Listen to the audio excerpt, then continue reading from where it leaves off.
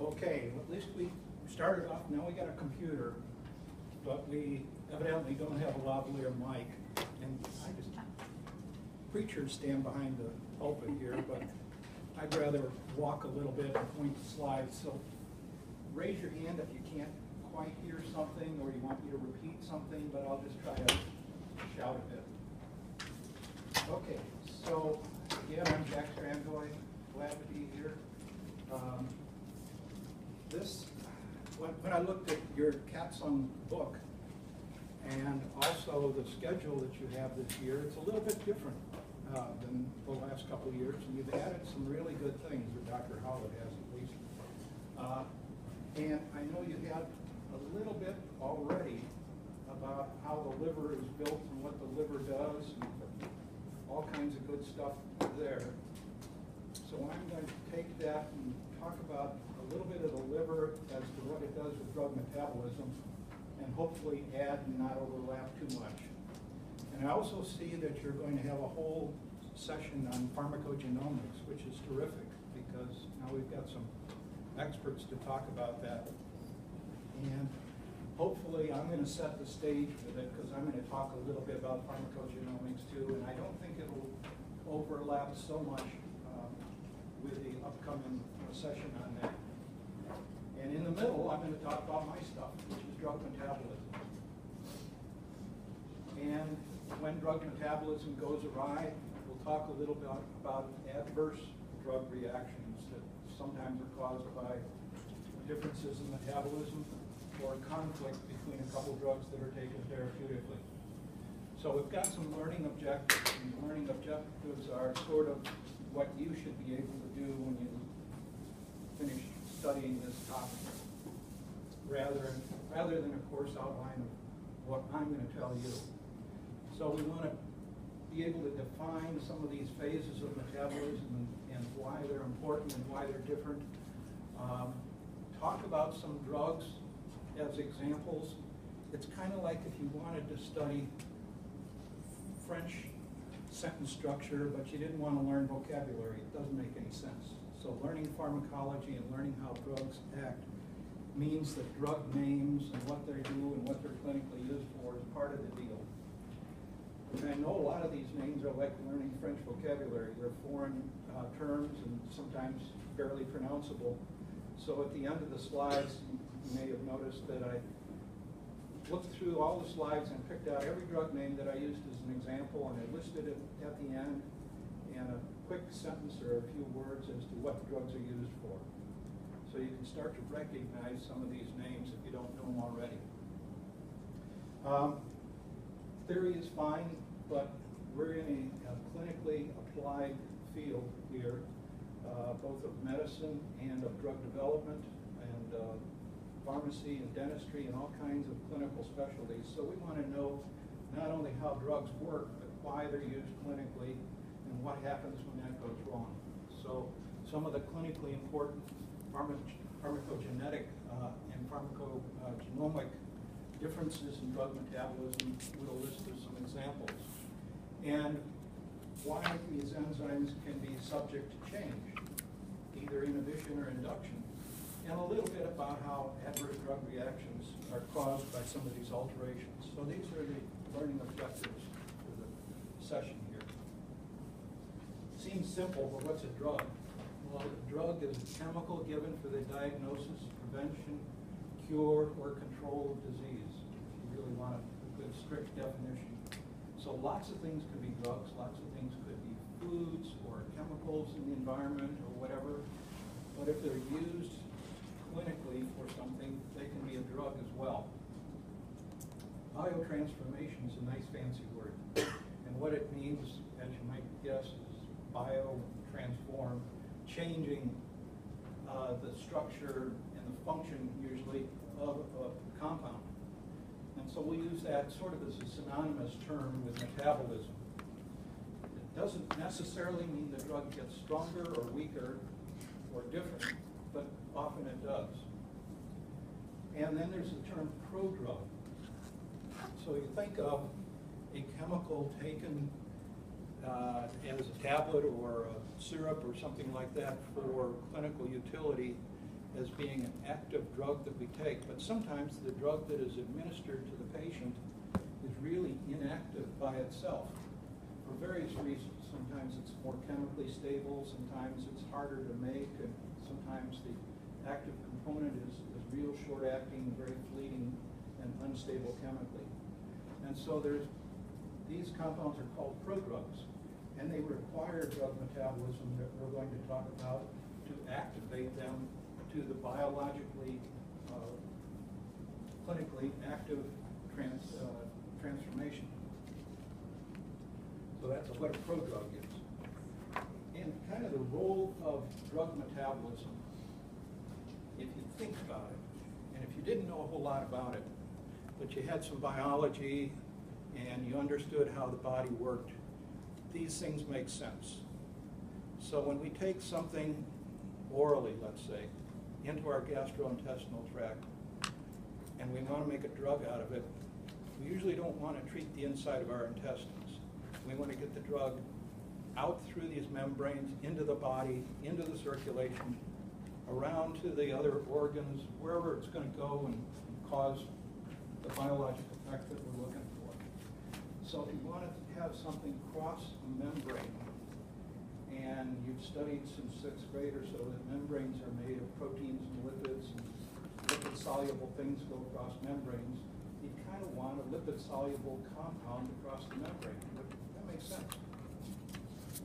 Okay, so one of the things that we want to do is get the drug in the body, and having it lipid-soluble enough to cross the membrane by itself, or binding to some sort of carrier that will drag it across the membrane is important.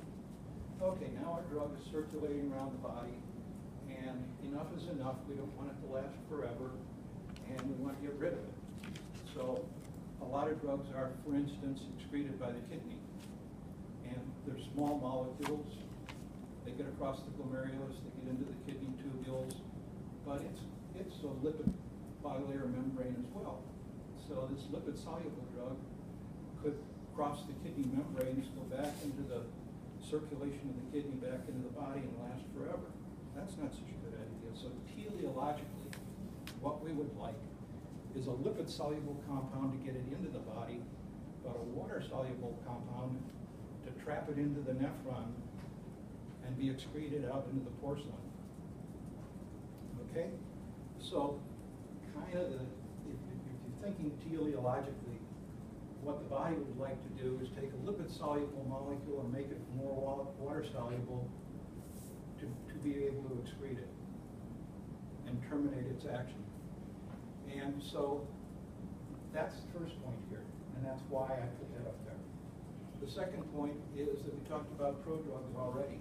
So the role of drug metabolism, and not all drugs are metabolized, but most are. So the role of drug metabolism is either to take a prodrug and make it active, or to take an active drug and make it inactive once its job has been done and get rid of it. And so prodrugs get activated and then deactivated by adding something to them or taking something away, making them more water soluble. Often drugs are made less toxic, but not always. And there's some good examples of that. And not all drugs are metabolized. There's not a long list, but here's one I was thinking of because I've been working on a book chapter this week related to calcium drugs. And bisphosphonates, you may not have heard the term, but they're drugs that help support bone structure, and they're used in osteoporosis and things like that. So they get into the body and they bind to bone and they prevent bone cells from turning over and chewing up the bone. Well, basically they bind there for a long time and finally they get excreted, but they're not metabolized. So it's one class of drug in which drug metabolism is not a critical factor. Can you hear me okay back there? Okay. So here's an example. And I chose this for a really important reason. It was a nice slide in the book somewhere, and it shows the point. But the drug is called phenytoin, and it's used in the treatment of epilepsy. It's been around for a long time, it's probably not the first choice that a physician would use now to start a patient as an anti-epileptic drug, but it's still clinically available. And what this shows is that phenytoin is a really highly lipophilic drug. There are benzene rings and all those sorts of things that if you are a chemist, you could look at that and say, that looks lipid soluble to me. And by hydroxylating it on this ring here, we made it slightly water soluble. And still biologically active, but getting it to be inactive. And then by tying it up with a glucuronide moiety, where that hydroxyl was, it makes it very water soluble and more easily excreted through the kidney. So here's that step that we sort of outlined in theory. We went from a lipophilic drug to a less lipophilic, more water soluble drug to a final inactive drug metabolite, glucuronide, that is more easily excreted by the kidney. Drugs have to get into the body, and we used to think, and of course you have a nice lecture on liver structure already, but I'll cut it down to a cartoon to make my point. So here's the gastrointestinal tract, the gut lumen. Here's the wall of the intestine, the circulation here through the liver and out into the body. And the thickness of the arrow represents the amount of drug coming down the pike here. So you can see that we swallow a drug, gets through the stomach down into the intestine, and we used to think of the intestine wall as good for sausage skin and things like that, but basically just something to keep the inside of the body clean from intestinal contents.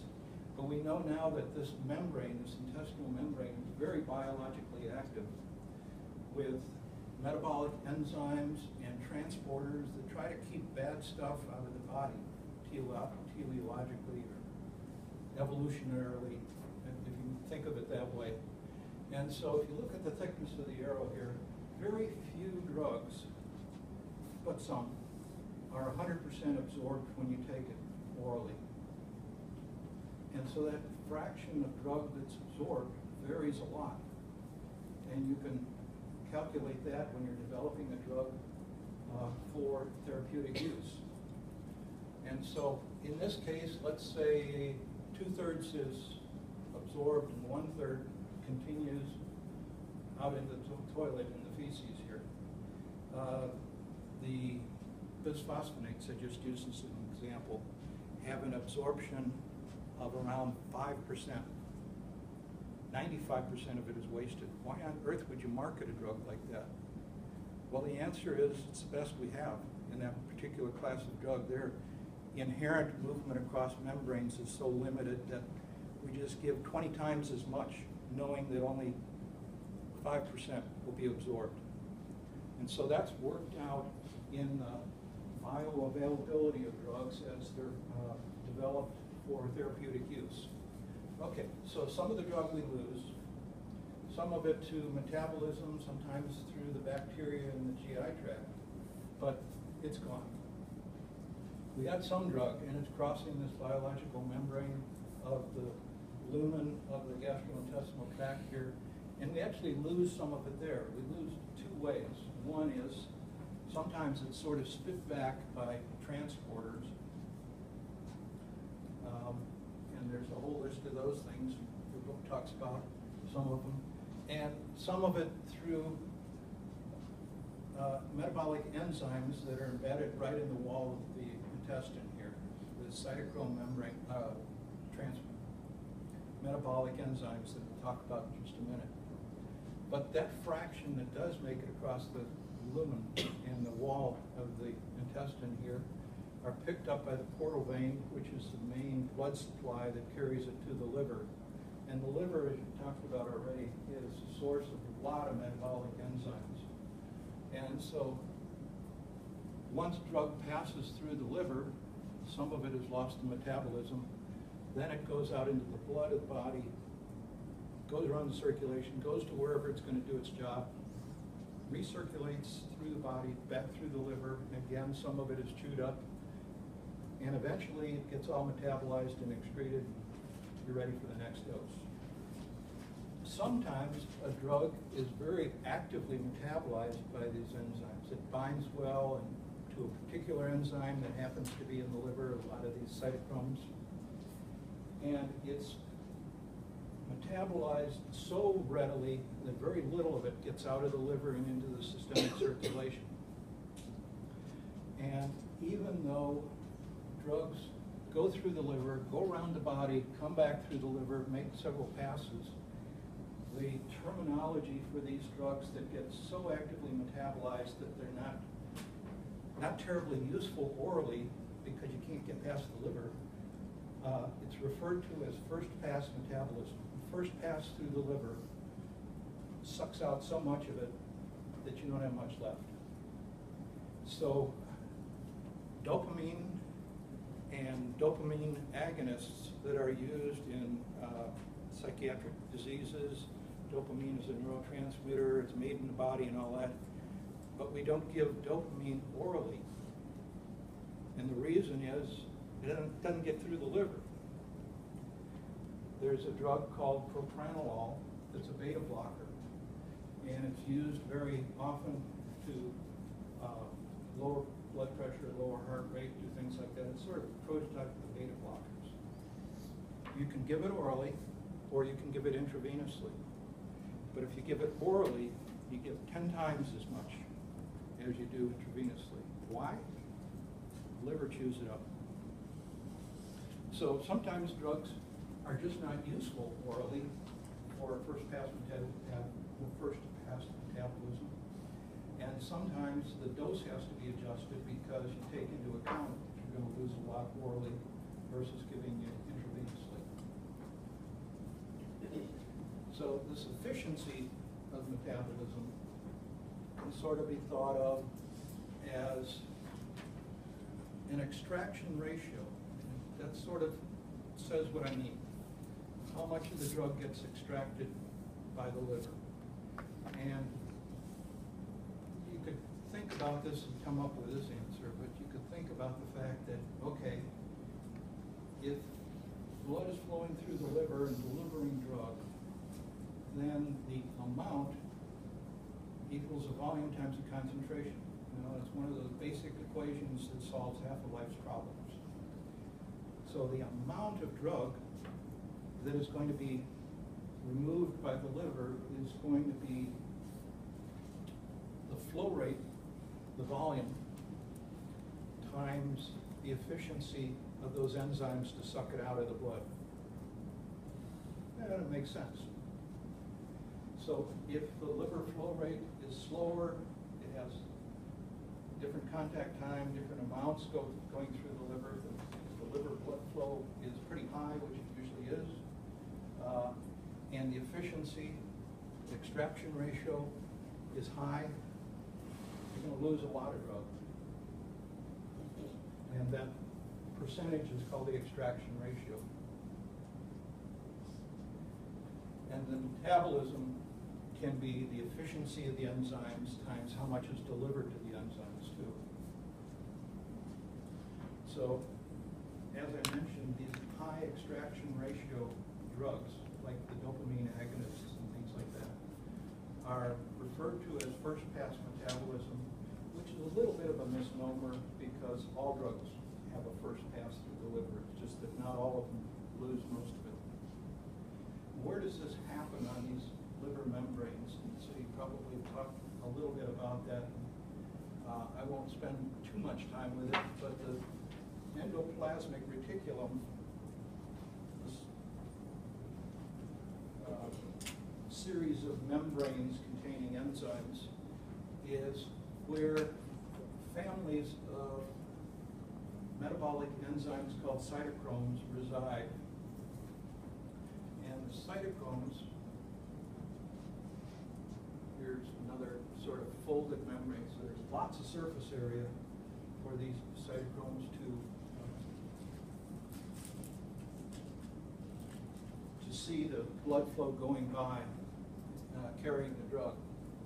So the role of these metabolic enzymes especially the cytochromes that I'll talk about here, is what's referred to as phase 1 of metabolism.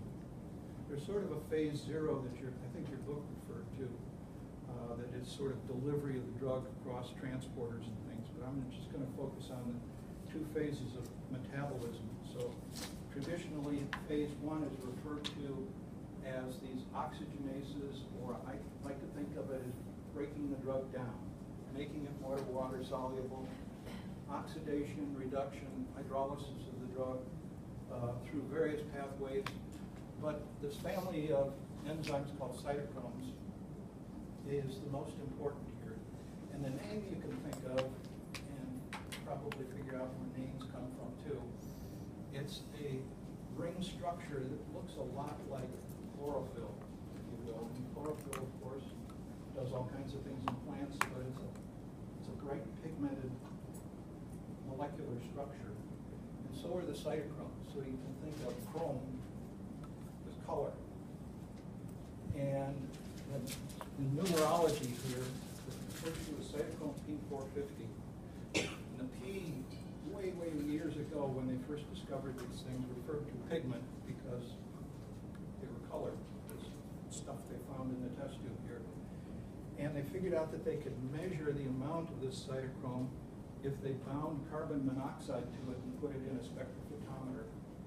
And the place that the carbon monoxide bound and made a measurable peak was at 450 nanometers. So names come up originally and stick forever.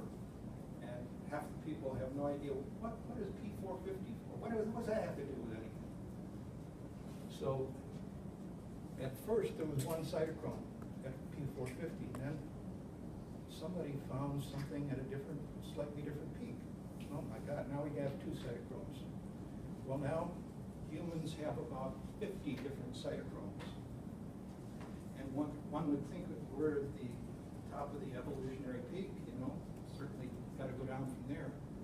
Well, some plants have 100, and other animals have as many or more than we do. So there's all kinds of disease. Okay, so P450 is not going to do it. Now we got to figure out how to name these things and know what we're talking about, rather than, that blue-green one that chews up such and such. Need better names. So I'll show you the terminology in just a second after we finish this. But what cytochromes do is sort of oxidation reduction type stuff. They bind to carbons and oxygens and usually make the compound more water soluble. There are other phase 1 enzymes that are important but not as important. So there's oxygenases that add oxygen to, and other moieties here. There are hydroxylases that break up epoxides, are those triangular oxygen-bound things that you studied in chemistry that are really tightly structured, and if you break open an epoxide and boing, you get hydroxyl groups on there. So breaking open a ring that's an epoxide is another way in which specific enzymes break open molecules and make it more water soluble rather than more lipid soluble. But cytochromes, as I mentioned, we have 50 or more of these things in our body that are isoforms, and they form this polypeptide chain to transport oxygen, and we have to name them somehow. So we've done this with transporters across membranes, and Dr. Petrovich will talk to you a little bit about that coming up here. But with the cytochromes, some group comes together on a cruise to Hawaii or something to come up with a nomenclature for all this stuff, and they decide, okay, if 2 cytochromes have, and I don't remember the exact percentages, so I'm using this as an example, have 40% homology between this one and this one, we'll say they're in the same family. And so the first family is this number. And then if they have 55% homology between them, and they're part of this 3 family, we'll say they're in the same subfamily. And then if they're unique, one specific gene, we'll give them another number. So this particular cytochrome is the most popular one for drug metabolism. Almost 50% of the drugs we take clinically are metabolized by cytochrome 3A4. So, and it becomes sort of shorthand. Say, okay, this drug is metabolized by 3A4, or 2D6, or 2C19. And you know, number one, what you're talking about, but also it makes it very handy for saying, okay, these two drugs are metabolized by 2C19. They could interact with each other. They could compete for binding. One could inhibit the enzyme, the other can't get there. So it makes it very useful to know what you're talking about. So 3A4.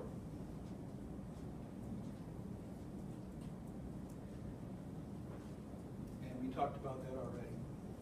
So what do they do? Yes? Oh, I'm sorry. Was it cytochrome 3A4 is 50% of metabolism, or just cytochromes in general are 50%? 3A4. That one specifically? Yeah, Okay. so 3A4.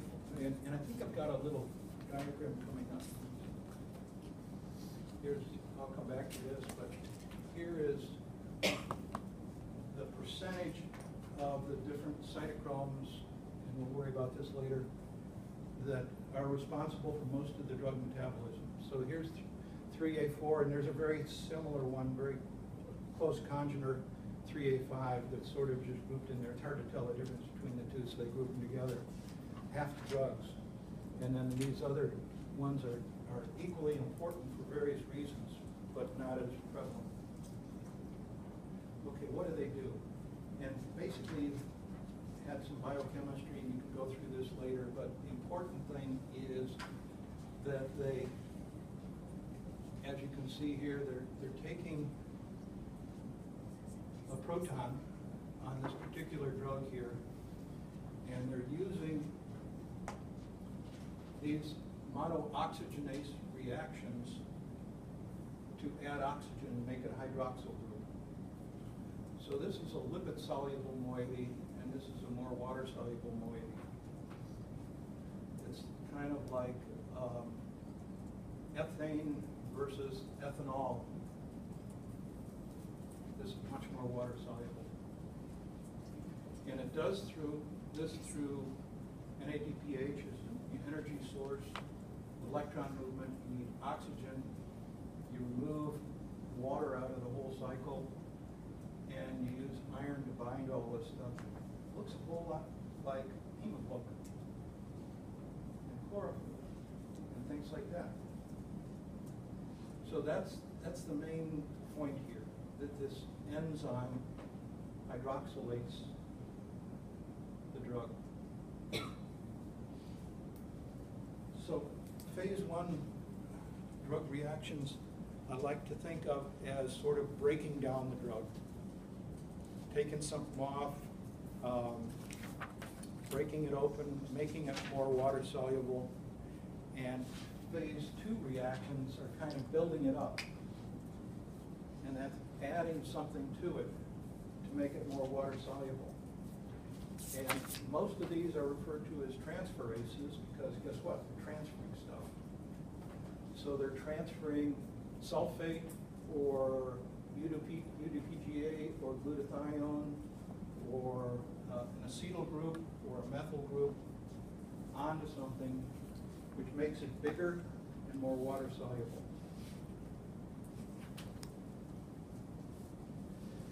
And then there's a few other enzyme systems that are not in these that I've talked about, the main ones, but are very important. And one that is well known or important is alcohol metabolism. So alcohol is broken down, of course. You know, ethanol would be CH3, CH2OH. And so at first you dehydrogenate it to acetaldehyde, and then the aldehyde is broken down further into acetate. And acetate's good for everything. It's not just vinegar anymore. It's good for making all kinds of stuff through the TCA cycle in the body, so acetate's fine. We'll talk a little bit about it later, but it fits right now. If there's a problem getting through the dehydrogenase step here, if this enzyme is deficient, as it is genetically in some people, acetaldehyde builds up when alcohol is first metabolized to acetaldehyde. Acetaldehyde makes you feel like crap. It's a toxic molecule, it's very irritating, it's just not pleasant. And many people of Northern Asian descent, not Southeast Asian so much, have a deficiency in one of the metabolic enzymes here in the aldehyde dehydrogenase, and sometimes a change in this enzyme, and so that they don't feel pleasant when they're drinking alcohol. And so the incidence of alcoholism is sometimes less in those particular countries. On the other hand, some people drink through that bad feeling and go for the euphoria and just ignore the unpleasant feeling. Now, not everybody has the genetic differences in the metabolic enzymes, but it tends, if present, to be higher in Northern Asia. So, yes. A couple quick questions on that. So if you have more of the aldehyde dehydrogenase and NQO, then do you still see some of the same problems with like cirrhosis or anything else, or is it just simply breakdown of the alcohol use of all their host of issues? Probably didn't say it quite right. It's not necessarily more of the enzyme, it's probably less efficient. Oh, okay. So that the aldehyde builds up a little bit. And in terms of degree of cirrhosis or something, I really don't know the answer to that. A lot of people just, or not everybody, some people, because they have that deficiency, just don't find drinking as pleasant. Gotcha. So it would shunt then the aldehyde products into other pathways rather than breaking down. Yeah, eventually it gets broken down, but it's just slower.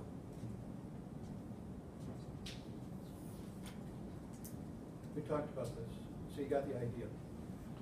All these enzymes are important, and this is their relative importance in therapeutic drugs. So 3A4 is where your money is in terms of drug interaction, but that doesn't mean that drug interactions only happen with that particular enzyme.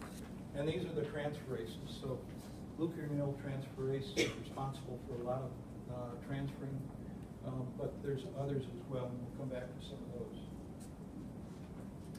So we're back to phenytoin just as an example. And so you can see that we went from a highly lipophilic drug through a phase 1 metabolic transformation. And what did phase 1 drugs do? They took a proton on the benzene ring there and made it a phenol by adding oxygen, made a hydroxyl group out of it. And the phase 2 reaction added a glucuronide instead of that hydroxyl. So this is a prototypical example of what a phase 1, phase 2 reaction actually does to a drug that's used clinically. Now the other thing that happens is that not all drugs go through both steps here. There are a few drugs that are not metabolized at all. They just go through the body and get excreted. A few drugs that are only metabolized to phase 1 and never conjugated to other stuff.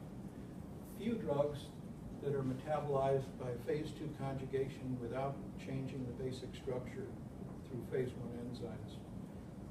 And I did see an example, now I can't think of what it was, of a drug that went through phase 2 and then went back through a phase 1, but that's really unusual. But what is also possible, that's activated, no change, or inactive. Let's see. Conjugated, usually inactive by the time it gets conjugated. Some drugs just go through phase 2, but there's a few drugs that undergo conjugation in a phase 2 reaction, and then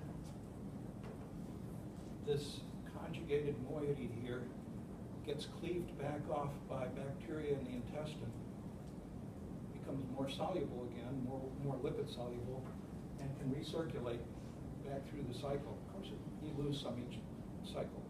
So this is referred to as enterohepatic recirculation of the drug, and it makes it last a little longer. So there's a few drugs that undergo that too. So there's all kinds of permutations and combinations of how this is used clinically. Yeah. Did you say you got any examples of drugs that do that? I knew you'd ask that, and I was thinking, what was that example of it? I'll think of it about midnight. Okay. Okay. Oh, shoot, I should have written one down. It's a logical question, I'm sorry. Yeah. Is this a common thing that chemists will try to engineer a drug around to hit one of these cytochromes, or is it not something our computer modeling is quite able to predict how it would be metabolized yet? So if you couldn't hear, do we try to engineer a drug around or get it to hit particular cytochromes and things like that? And I think the answer is usually not. You know, you're usually looking for the target that the drug is going to hit. And then if you have your choice of drugs, you could choose the better kinetics, or you know that this drug is going to interact with a certain enzyme system, and maybe the condition you're treating, the disease, also uses a family of drugs that would cross-react with that enzyme system, and so that you study that clinically, and you may not even get the drug to market because it's too risky to interfere with a drug that's needed. There's all kinds of possibilities, but that's a good question. I think that's the least thing they engineer. Okay, so sometimes drugs can be made toxic, and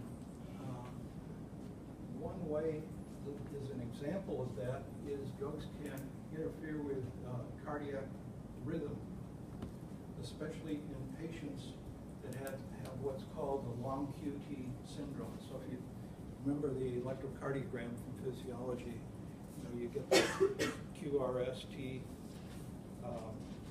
depolarization, repolarization of heart muscle that electrically happens. Well, the QT interval, if it's long, too long, the heart is trying to repolarize when it, or trying to depolarize when it hasn't fully repolarized yet. And you can get into cardiac arrhythmias that can be life-threatening. And if you look at the electrocardiogram, you can see that these spikes on the ECG kind of turn. And so the name of this syndrome is called Torsades-de-Pointes because of the way the electrocardiogram looks. You can get this ventricular arrhythmia. So one of the things that happened a few years back, got the slides here, got all the answers, is that there was a drug on the market called terfenadine, and the trade name was Selvan. It's a nice non-sedating antihistamine, so you got your hay fever in the fall or spring, and you go to CVS and you get a package of Selvan, and everything is fine unless you genetically are predisposed to this long QT interval problem in your heart. And it's metabolized by good old 3A4 here to a drug called fexofenadine, which is a breakdown product. And fexofenadine is also an effective antihistamine. But some patients that took, they not only had allergy and they were stuffy and everything, but their stuffiness probably wasn't pollen, they were catching a sinus infection. So, the antihistamine didn't work. I went to the doctor, I got a prescription for erythromycin or some other drugs, but this was one of the predisposing drugs that's also metabolized by 3A4 and inhibits the enzyme so that it binds better. And so fexofenadine wasn't formed as much, and terfenadine built up because it couldn't get metabolized. And terfenadine is a bad actor, and so it caused this cardiac arrhythmia, and some people died. So you go to CVS for an antihistamine for your sniffles, and you end up dead. That's not good. And so terfenadine Selvan was taken off the market. The risk-benefit was way, way too high. However, fexofenadine works fine. In fexofenadine is Allegra. So you can go to the drugstore and buy Allegra, but you can't buy Seldane anymore. So here is a prodrug that made an active metabolite that does the job too. And so they got rid of the prodrug, market the active metabolite, everybody's happy, and they're making money. Yes? So you don't necessarily need the prodrug to activate the active metabolite, or no? Wait, say that one more time? So you know how the Seldane was like through the cytochrome 3A4, Right. like you get Allegra. So Right. how do you just go just to get Allegra? Is it? Oh, just make it, how do you get Allegra without Yeah. activating it with enzymes? You go in the lab and make it, Oh, okay. yeah. So I think, the chemists made a whole bunch of drugs. They tested this one, they said, this one works great, let's market it. And they knew metabolites and everything, they may have tested the metabolites, but when this became a problem, then you go back and say, okay, is it a problem with fexofenadine? They figured out the cycle. They found out that this stuff worked just as well, go market that, yeah. So this is a genetic defect that people can find out if they have, and there are other drugs besides this particular antihistamine, such as Bactrim or Septra, that's often used for urinary tract infections or other things like that, where the sulfa moiety in this combination here is also a potential bad actor if you have lung QT syndrome. So once patients know that they have this genetic predisposition, then their physician can choose drugs that are not interacting with it. Another important genetic problem is glucose 6-phosphate dehydrogenase deficiency, or G6PD is a lot easier to say. And you hear that now even on the news and on the TV talking about this. And so this deficiency is a dehydrogenase that helps protect membranes by breaking down oxidative chemicals and moieties that would cause hemolysis or damage to other membranes. And if you have this genetic deficiency, then you're susceptible to some oxidative insults to the body that can damage red blood cells and cause hemolysis. And there's a whole bunch of different varieties. Some are more severe than others, but it's not just this rare thing. It's 100 million people in the world. And it's about 10% of African American males in the U.S. So it is sex-linked here. This is a milder form that we usually have in our country, but in some parts of the world it can be a very severe, life-threatening form. So it tends to hit, in the mild form, newly formed red blood cells, which of course are continually turning over, and so you get a take it back, the older red cells where the membrane's more fragile. And so it tends to be a self-limiting hemolysis for a couple of days where you get red brown urine, and then you learn to stop the drug. But in some patients, it can be life-threatening. And I'm watching the clock, so I'll go through this a little bit quickly, but basically what it does is you need glutathione as a reducing agent to help protect the red cell and other cell membranes from oxidative insults, things we have in our body normally, but some of these drugs that are oxidative as well.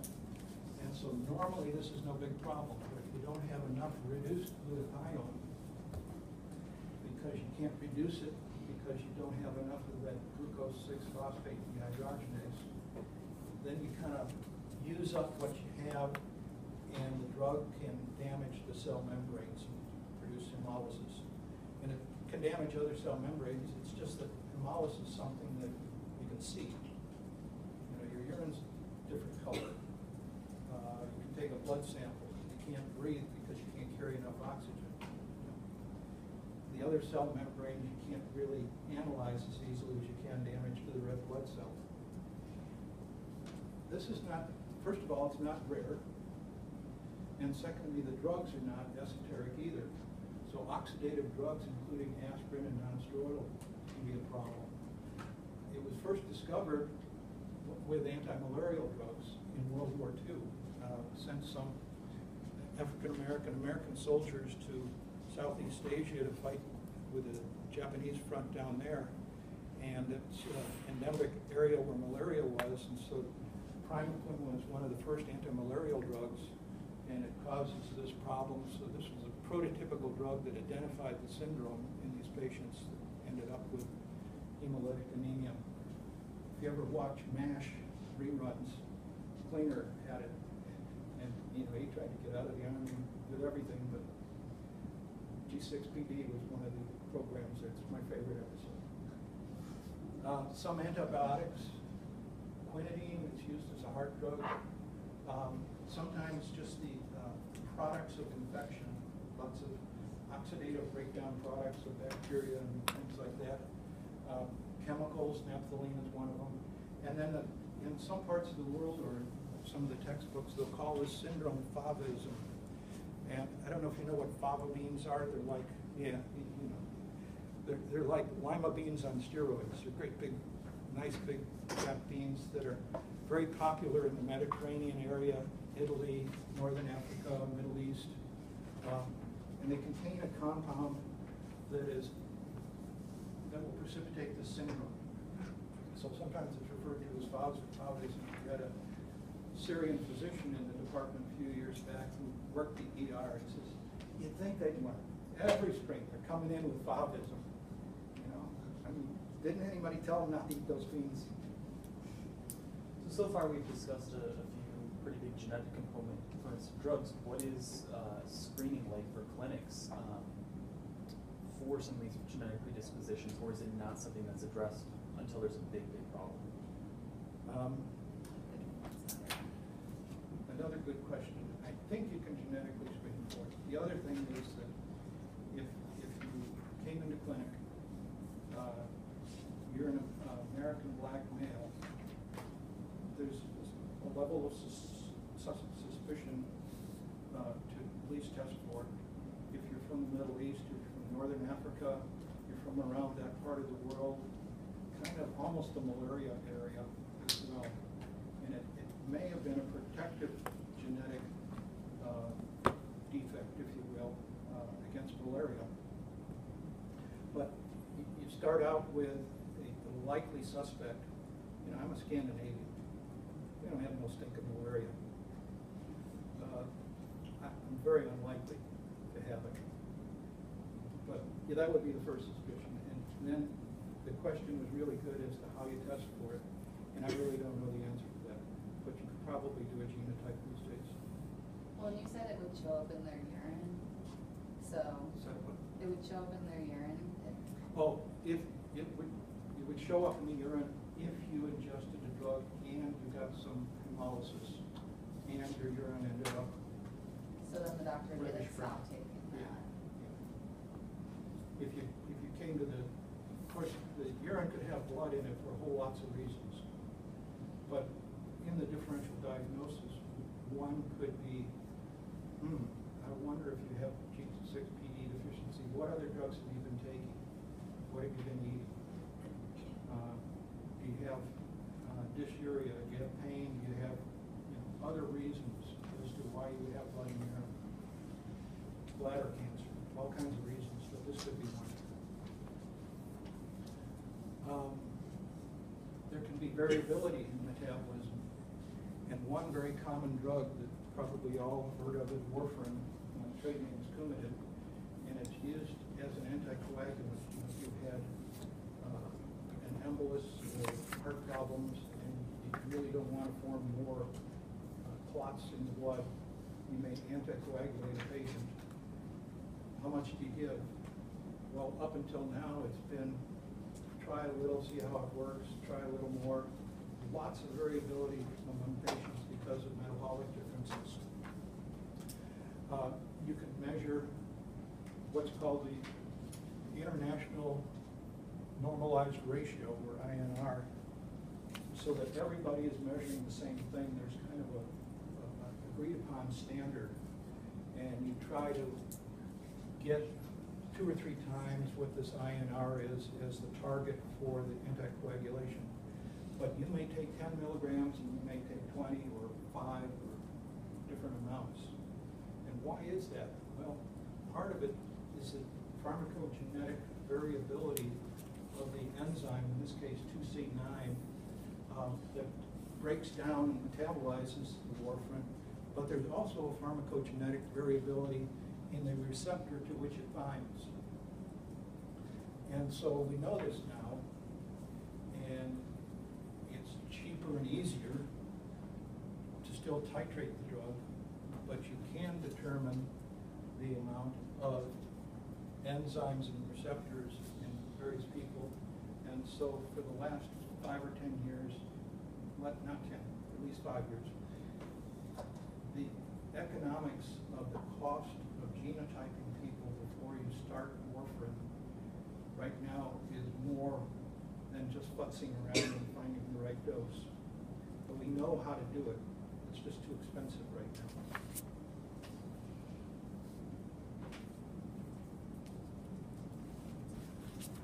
Plavix, or clopidogrel, is another antiplatelet drug, and it binds to ADP on platelets and keeps them from sticking together. So again, if you have a cardiovascular patient that's had strokes and clots and things like that, you don't want the platelets to clump and plug up the small vessels. But it's a prodrug. So the basic drug that you swallow, the clopidogrel, is inactive by itself, and it requires 2C19 to activate it. And some patients have variations in their genes. And so when you talk about pharmacogenomics in a few days or so, you'll probably see this terminology of a little star and a number. And so it indicates a different allele, a different gene product of this particular enzyme. And so in this case, if it's not working as well, you need the gene, you need the gene product, you need the enzyme to activate the Plavix to an active drug. And it's not doing a good enough job. So you give the drug, and you still have the cardiovascular risks. So what do you do? Well, right now what you do is give more drug. We don't have a substitute that does exactly the same thing as well. So you got to tweak it a little bit, but you also got to be willing to look at the patient and say, is the dose that I gave doing the job, or do I need to up it just a little bit? You don't want to up it too much, it'll bleed. But you have to recognize that there could be a loss of function here. And also, this is a moiety here of the cytochromes to which other drugs bind as well, especially like proton pump inhibitors. Of course, omeprazole is Prilosec. You can buy that at Costco or over the counter or something. You got a little heartburn. It may be because you got a bleed in your stomach, or it may be because you got acid and a little ulcer or something.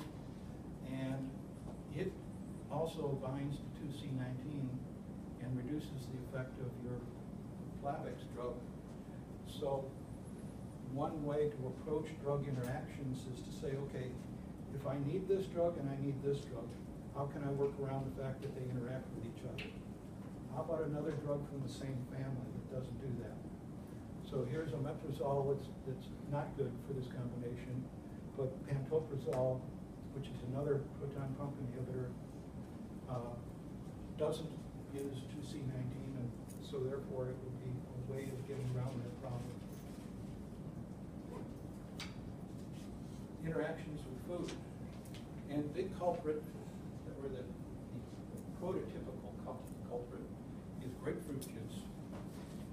Years ago, when you went into the hospital, you could order anything you want for breakfast, the pancakes and waffles, all that to make everybody happy. What kind of juice do you want? Fine. with a couple other drugs, the way I heard about it originally, because I'm interested in kidney stuff, is kidney transplant patients up in Canada, actually, were getting cyclosporin for an anti-rejection drug after they got the transplant. And cyclosporin and kidney function can go bad in two ways. One is you don't have enough to stop rejection and you start getting less kidney function that looks like rejection of the kidney, which is not a good thing because you may lose it. Or you've got too much cyclosporin and the toxicity of the drug itself kind of looks the same way. So you got to figure out, okay, do I have too little or too much? And through this careful monitoring of kidney function and cyclosporin in the blood, they figured out, wait a minute, this guy was fine yesterday, why is he screwed up today? And somebody went back and looked at everything under the sun and figured out the dietary importance of compounds in grapefruit juice, which are some furanocoumarins that your Cat's Own book will talk about as well. It's not one compound. They've looked at 3 or 4 things. So it's a mixture of things that are in grapefruit or grapefruit juice that irreversibly bind to 3A4 on the gastric mucosa. So now we got to logic our way through this step because it's not intuitive. So if 3A4 is also on the gastric mucosa, the lining, and it's working all the time, then we give a certain amount of cyclosporin, and we're expecting that some of that fraction is lost by metabolic enzymes before it ever gets to the blood. And now we screw up that metabolic enzyme. Are we going to get more or less drug? More. Yeah. Puzzling look, right? Why more? Okay. We counted on some drug being lost to the 3A4 metabolism in the GI mucosa before it ever gets to the kidney. And if we screw up this, if we block it, then it's not as efficient at chewing up the drug. And so more makes it across, and the drug level goes higher, not lower. Yes?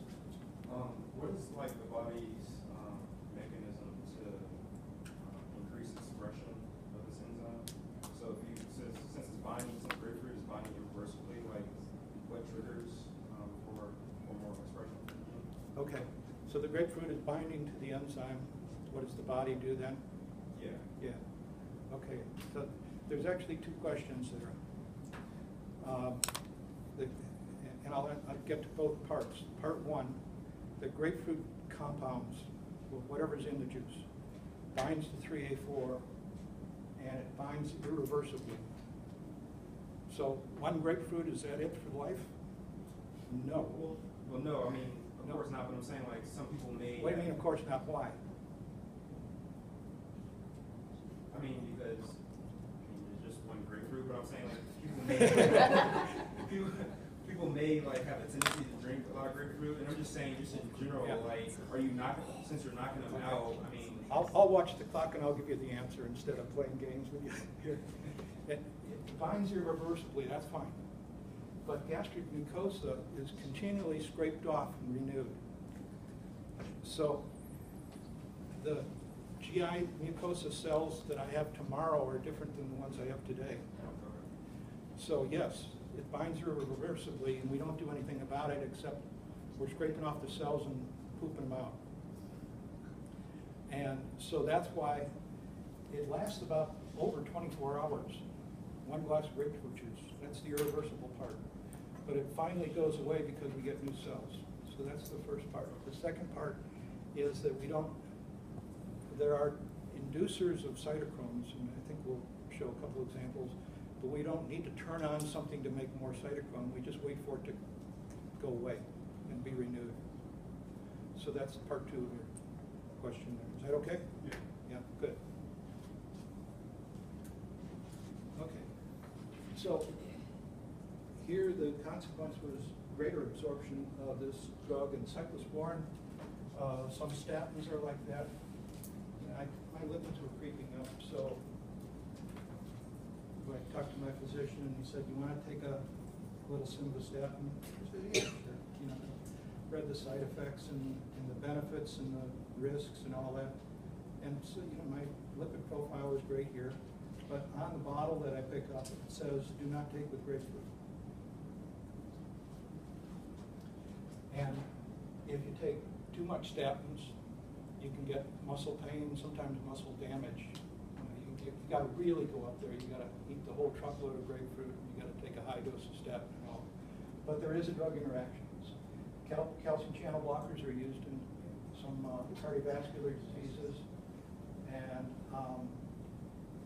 And then there's some interaction also with organic transporters that either keep things out of cells in terms of crossing membranes or bring them in. And so the way in which irreversible inhibitors bind transporters is a whole nother story.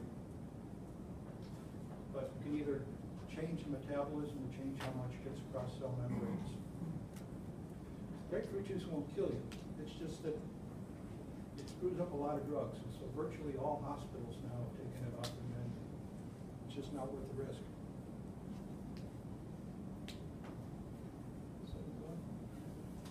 Yeah. Calcium combined with things. So tetracyclines is one family of antibiotics. They're used a little less than they used to be, but doxycycline is one that's still used a lot. Ciprofloxacin and other members of that family, another important antibiotic, bind to calcium. So you swallow the drug and have a bowl of ice cream or a big glass of milk, and you just glommed up your drug there and bound it tightly and reduced its absorption. So when drugs are absorbed is important. Whether you take them with food or not is important. The timing can be important. And some drugs are irritating, and also carried by some of the lipid carriers, so they'll say take it with food. Or some drugs like this combine calcium, and they'll say do not take with food, or take 1 hour before eating, or do not take with calcium, or instructions. And so that's the reason. It affects the metabolism and the kinetics. You had a question back there about induction of drug metabolism, and that can occur too. So some drugs turn on the gene products that make more of the cytochromes or make more of some of these metabolic enzymes. A few, not all. Some drugs can stimulate their own metabolism. So for instance, it's a good example, but we virtually don't use these drugs anymore, but the barbiturates, like phenobarbital and some of those. One dose gets a certain effect, but if you keep taking that dose, the enzymes that break it down can be revved up, and so you get less of the active drug into the body. And so you have to up the dose, in essence, to get the same biologic effect. That's a family of compounds we don't do much anymore, but it illustrates that. Aryl hydrocarbons can come from industrial chemicals. They can also come from the barbecue grill. They can come from other ways in which hydrocarbons are produced, and they can be carcinogenic. And one of the ways they do that is by upregulating some of these metabolic enzymes that then metabolize other toxic compounds to a more reactive hydrophilic or hydrophobic compound that can react with cell membranes. There are other receptors that cross-react or regulate metabolic enzymes such as CA4. I won't dwell on this a lot to watch the time, but some of the retinoids and a drug that is very ubiquitous at upregulating drug metabolism is a drug called rifampin. It's an antibiotic. It's used a lot in tuberculosis treatment and some other diseases in which it's the appropriate antibiotic. But you always watch drug interaction because this thing is going to jack up all kinds of metabolic enzymes for other compounds as well.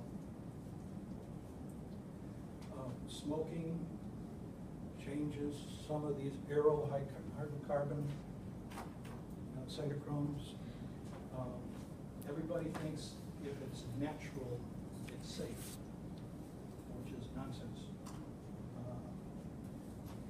Eat a big bowl of poison ivy for breakfast and see how you feel. We used to think a couple of years ago that St. John's wort was the savior of just treating depression naturally.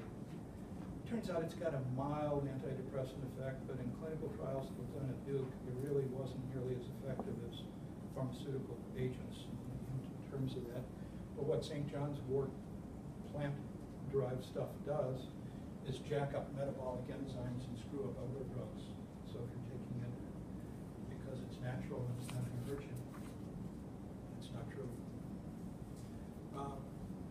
This is out of a Goodman and Gilman textbook, and you can look at it more, but it talks about how, your question back here, how do you crank up induction of more enzyme from some of these drugs, and there's these RXR and PXR, these retinoid receptors that actually turn on gene products and make that happen. So I'll leave it at that, and I think that'll get picked up a little bit in the pharmacogenomics more. So I want to just sort of introduce this topic of pharmacogenetics and pharmacogenomics to you, to define a few terms, and I think it'll set the stage for what you'll have in the next few days or so. First of all, there's two terms, pharmacogenetics and pharmacogenomics. And what's the difference? Well, the pharmacogenetic term is an older term in which they noticed in patient populations that the same drug, same dose to two different populations of patients got a different response, quantitatively or qualitatively. Why? And so then you can go back and find from the phenotype, you can go back and determine the genotype of the individual and explain, okay, now I understand why these two people reacted differently to the same drug. So that's pharmacogenetics, phenotype to genotype. Pharmacogenomics is a newer approach here that we're still trying to figure out what to do with all the data. And it says, okay, give me a gene sample, and I'll genotype everybody here, and we'll see what genes you have for such and such a metabolic enzyme, and from that we'll say, okay, you're going to respond to this drug and you're not, and I'm going to give you this dose and I'm going to give you that dose. So you're going to predict the phenotype, the response, from the genotype. That's the sort of the front-loaded pharmacogenomics approach, predicting the polymorphisms in order to predict drugs. So if we could genotype every last thing and keep everybody's environment constant, we could have a way of predicting all these things.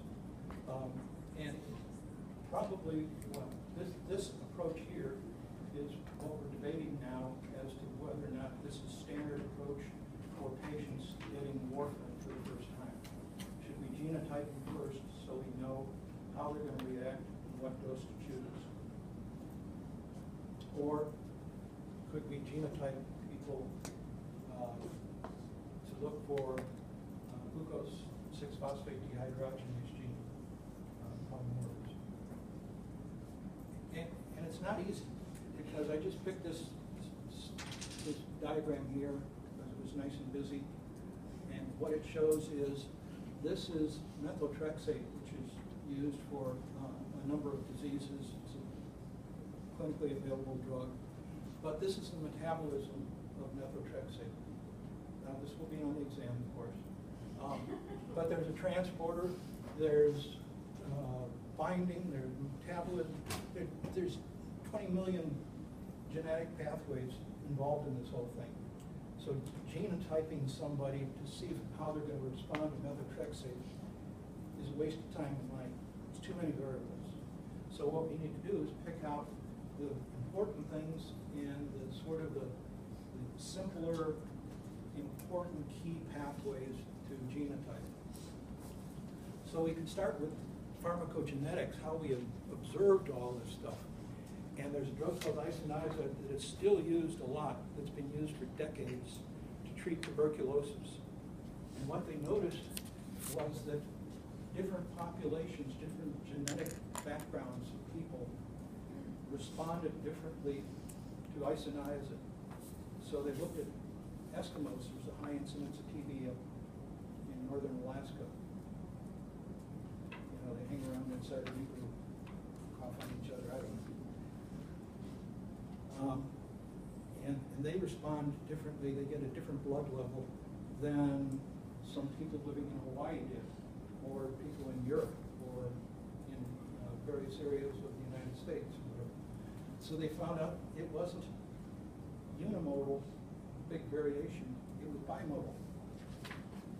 And so there's genetic slow and fast acetylators that break down the drug. And so the slow acetylators had more clinical response from the drug, but a different form of toxicity. And the fast acetylators made a gene product, a drug product, breakdown product, that was more hepatotoxic. And so one population was different than the other in a bimodal fashion. So they can predict the toxicity and also predict the effective dose by looking at the different populations. This drug is still on market too, succinylcholine. It's a drug that blocks the neuromuscular junction and smooth muscle, and so it's used in surgery. And when it first came out, to relax the smooth muscle, if you're going to do a thoracotomy, for instance, there are acetylcholinesterase esters, of course, in nerve endings, but there's also this pseudoacetylcholinesterase butyrylcholinesterase that circulates in our blood that breaks down these choline derivatives and inactivates them, including this drug. So do an IV drip, you turn off the IV, the drug goes away, the muscle contraction comes back, everybody's happy in minutes.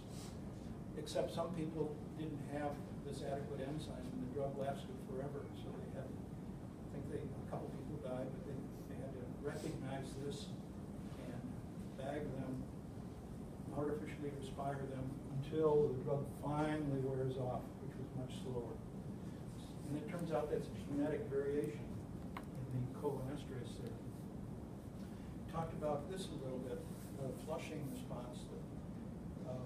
Flushing in the cheeks and everything is because of the aldehyde that can build up in some populations, especially Northern Asians, but not all.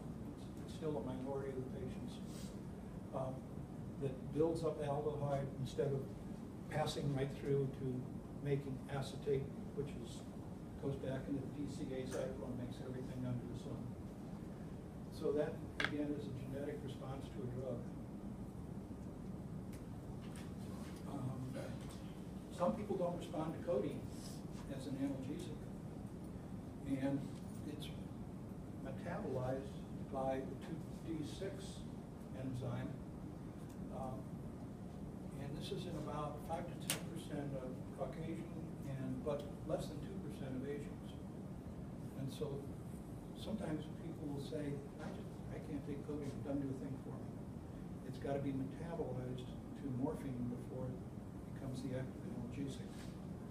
And so there's a consequence of too much or too little codeine in order to get pain relief, and whether or not it works in some individuals. So all of these genetic polymorphisms are easiest to use as examples when there's just one gene involved. It's that methotrexate, there's 20 genes involved. It's too complicated right now. So in this case, in the pharmacogenetic case, the phenotype led to searching for the gene. And now we're trying to personalize medicine, if you will, genotype people, and then personalize how the therapy is used based on what that is. So you can do alleles on a little chip these days. You know more about that than I do. But there's a few clinical activities or applications that are already here that I'll just pick on a couple quickly. This is thiopurine methyltransferase activity in kids that have leukemia, and I'll show you why that's important. We talked about warfarin metabolism already. We know the genes involved, and we know why people react differently. That's probably the number one easiest thing to do for a large population of people. There's some brain tumor drugs. I'll show you an example of that. And it looks like there may even be some receptor density propensities for drug abuse in some people that could be important to know in terms of why some people decide socioeconomic and all kinds of reasons as to why people abuse drugs. There may be some genetic propensity as well. So let's pick on a few. In treating kids for leukemias, you use a drug called azathioprine that breaks down and gets the leukemic cells, and it's detoxified through thiopurine methyltransferase, because otherwise this stuff is really toxic. And the problem is kids are often cured of leukemia, but they're little people, and those are really toxic drugs. So you'd like to know who's going to react and how. And there's a fellow named Dick Winchelbaum, who I happen to know, who developed this. He's at Mayo Clinic, clinical pharmacologist, developed a kit to measure the genetics of the thiopurine methyltransferase in these patients, so you can find out ahead of time how the kids are going to respond to this drug and how you titrate the amount of drug. Now, in terms of 6 degrees of separation, I know this guy, but his daughter is a pediatrician in Clemens, and she did a residency here at Baptist Hospital.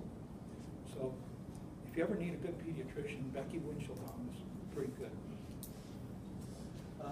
So at the Mayo Clinic, they developed this kit for genotyping, and so now they can adjust the dose based on the genotype of the child and hit the leukemia without producing too much toxicity. Really life-saving. Some people have glioblastoma, brain tumor. It's a devastating disease. It's really hard to treat. And there's a drug called temozolomide that alkylates DNA to try to cut back on some of the proliferation of the tumor in the brain there. But the problem is the brain is pretty smart. And even though this alkylating DNA agent here damages DNA and therefore kills the cells, hopefully the rapidly proliferating glioblastoma cells, the brain has an enzyme, methyl-1 methyltransferase enzyme, that can do 2 things. One is if it's present in the brain, it repairs the DNA and you're back to where you started from, other than the fact you gave this really toxic drug. But if you don't have that enzyme, because it's epigenetically silenced by another gene, which you can measure, then you can kill the tumor and buy some time for the patient. It's not going to cure things, but it's going to buy them 6 months, whatever. So how sick do you want to make the patient? If you could measure the epigenetic silencing of the transferase enzyme, and you knew that this was turned off, then you could say, okay, we'll give you the drug and we'll give you time. If you know that this is silenced and the brain cells are just going to repair the DNA anyway, if you give this cytotoxic drug, it's not the appropriate drug to give the patient. So here, it helps make a drug choice by using pharmacogenomics and sort of that personalized medicine. And I just want to, got a few minutes, and I just want to show you a few things. years back, I was asked to head up a symposium on pharmacovigilance at one of the meetings there, and so I invited a bunch of guys. And one of the fellows is a fellow named Russ Altman, who's at Stanford University, and he has a large NIH grant to set up what's referred to as pharmacogenomics knowledge base. That's where the GKB comes in. And so this is supported by NIH and everything, but if you go to farmgkb.org, and I haven't gone real recently, but I think it's still working fine. It has, this is sort of like an opening page, and you can find everything you thought you ever wanted to know about this stuff that they've gathered together. So you can look at clinical outcomes, the pharmacodynamics, the pharmacokinetics, how you assay this stuff, what the genotypes are. So you want to find out some drug you're working with. You want to find out how it's metabolized, what the gene variants are, anything you can think of. They've got a bunch of people gathering all this data from all over the world and creating a knowledge base for this. So you can look at targets that they hit, the clinical efficacy, the genes, the variants. It's really cool stuff. So Paracelsus said in 1500, all substances are poisons. In essence, it's only the dose that makes a difference. Of course, he said it in German, but this is a rough translation. So everything is toxic. Our goal is to sort of make things less toxic, or to use a dose that is appropriate to minimize toxicity. And that includes lots of things. And pharmacovigilance is another form that you'll hear of concerning drug actions, and that is understanding adverse effects of drugs and how they affect our life. So that's something that is going to show up a lot more in terms of adverse drug reactions related to metabolism, but related to other aspects of pharmacology as well. It's nice to blame the hospitals for problems, but there's a lot going on with medicine, and it's a risk to take drugs, but it's a risk to get sick. So it's balancing the risk. Now, I think I've got more slides than you want to see, so adverse drug reactions. This is stuff we don't need to talk about. Looks like we don't. Okay, any more questions? Good questions. Did it make sense? Yes. I don't think this will overlap too much, either what you had or what you will have. Will be a transition. Thanks. Thank you.